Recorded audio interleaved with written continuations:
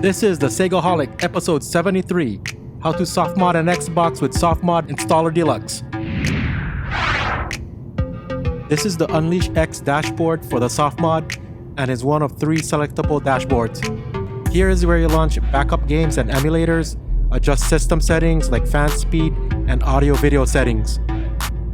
First off, we need to obtain the Softmod Installer Deluxe files, or SID files. I'm going to be using SID 5.11, although SID 5.12 is available. What 5.12 has is a newer version of XBMC, but that is easily updatable. To get SID 5.11 from Xbox HQ, click Downloads, scroll down to SID, then click the 5.11 link, and then click Enable Download. When a download button below it lights up, click it.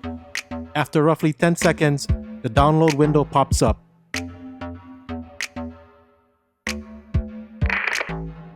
Next, a Windows program called Explorer 360 is needed. Either versions of Beta 6 is fine. To run Explorer 360 properly, a computer running Windows XP either natively or virtually is needed. Off camera, I've already installed Explorer 360 Beta 6 and transferred the SID 5.11 RAR file to the desktop. Now, unpack the SID 5.11 RAR file and throw it away if you wish. Inside the unpacked folder are 2 versions of the 5.11 installer.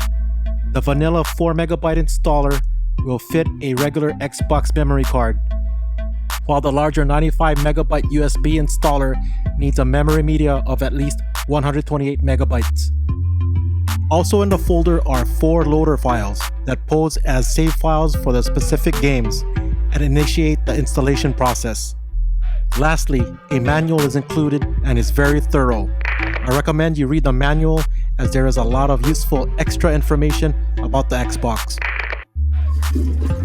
Since I have a 4GB memory stick, I'm going to use the USB installer, which has useful applications preloaded along with the 3 NTSC loader files.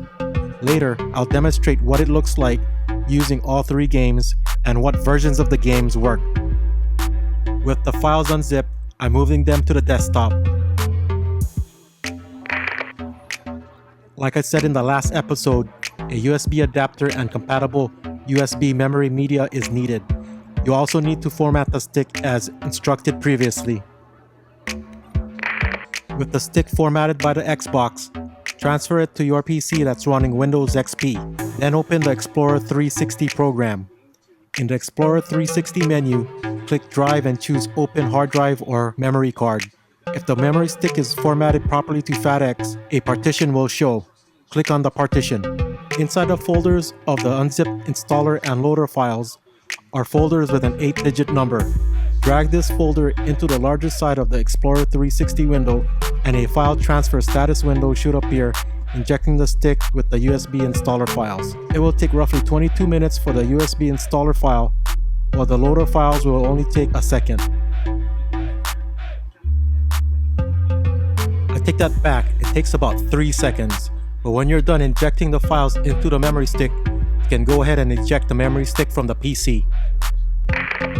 Next, I need to find out if the dashboard is on 5960, since I want to have dual boot options, meaning pressing the eject button to start up the Xbox can boot into one dashboard, while pressing the power button can boot into a different dashboard. To check the dashboard version, go to Settings, and scroll down to System Info, and wait for the end of the disclaimer. This Xbox is on 4920, so it'll need updating. To update the dashboard, use a newer game that has Xbox Live and try to sign in. For this example, I'm using Spike Out.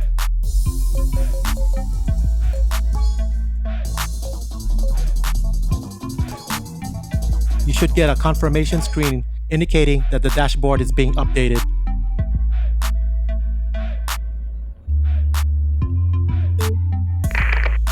Here I'm just double checking to see if the dashboard has been updated.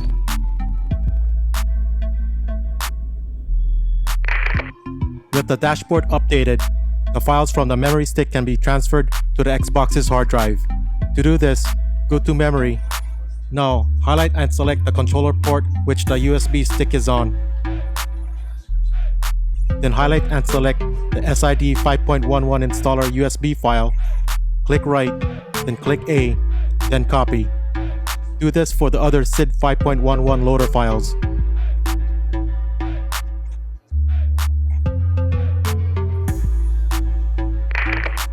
To initiate the Softmod, we need one of 3 compatible games.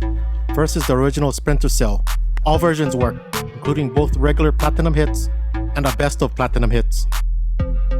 Second is James Bond 007 Agent Under Fire. The original and Platinum hits versions work, although the Platinum hits disc needs to be the 1448517 version and not the 1448527 version. Last game is Mech Assault. Do not get the Game of the Year version. It will not work. Again, do not get the Game of the Year version. Also, the disc needs to be checked as the MS02301L version works, but not the MS02308L version.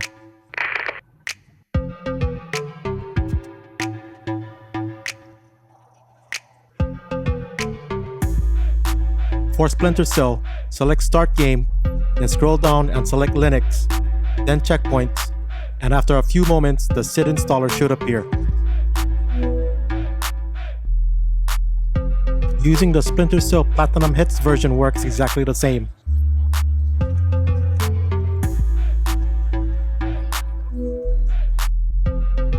And also the Splinter Cell Best of Platinum Hits works.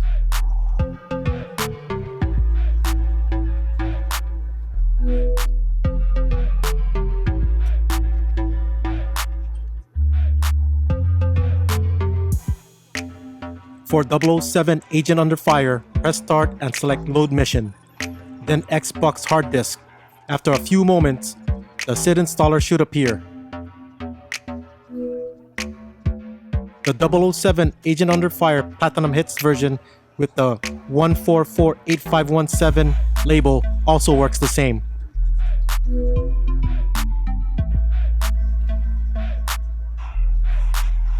For the Mech Assault MS02301L disk, select Campaign, then run Linux. After a few moments, the SID installer should appear. With the installer started, select Backup/Restore Features, then select Create EEPROM Backup. This needs to be done to start the installation process. Now select Backup EEPROM from the menu, and once done, exit the menu. Back at the main menu, select Backup/Restore. Then select MS Backup and choose Yes. With both backups made, we can back out of this menu. I'm doing a dual boot soft mod with a retail MS dashboard. Here, do not choose RGB if you are using component cables. I also find choosing HD makes no difference, so I just choose the first option. For the hack dash, I like using Unleash X for its simplicity.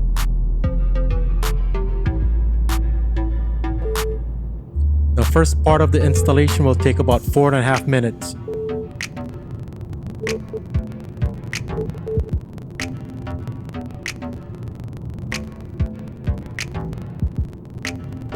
When the first part is done, select Yes to shut down the Xbox. Then make sure to press the power button before pressing the eject button to remove the disk.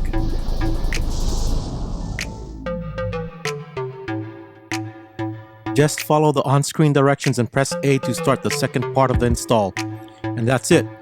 The Xbox will restart into the Unleash X dash. You have to load games or emulators, but applications will have some tools as well as XBMC preloaded. The first thing I would do is to change the fan speed to keep the system cooler. Go to System, then Settings, and scroll down to System. I like to run the fan at 2.5. The trade-off here is that the fan is loud. Make sure to save and restart to have the settings take effect. This is my beater Xbox that I put in a larger 80GB hard drive. Notice the F drive in the left top corner. These are some of the games I either ripped with the Xbox or ripped on a computer and FTP'd. Best thing about the Xbox is that it has the best version of Outrun 2. You can restart the Xbox by holding down the triggers and pressing the back and start buttons at the same time. A great MAME emulator on the Xbox is Final Burn Legends. I redid the graphics in Photoshop and messed around with the custom videos for some of the games, and was part of the reason for my past extended absence from YouTube.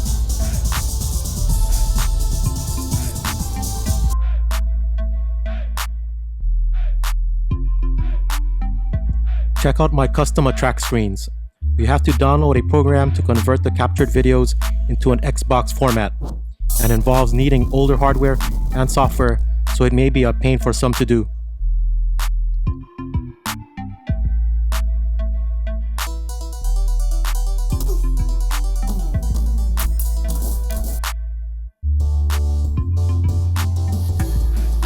This is the game that a lot of the late 80s, early 90s kids grew up on.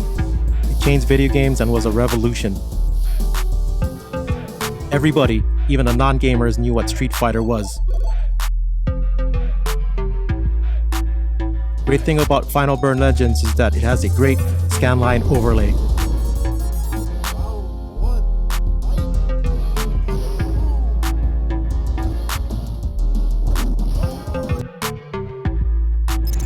Be careful when using the File Explorer. The C drive is where the retail dash is, so don't mess with it. Consider it like a C drive on a Windows machine. The D drive is the DVD drive, while the E drive is where the Softmod resides, as well as save files and, most importantly, the backup files.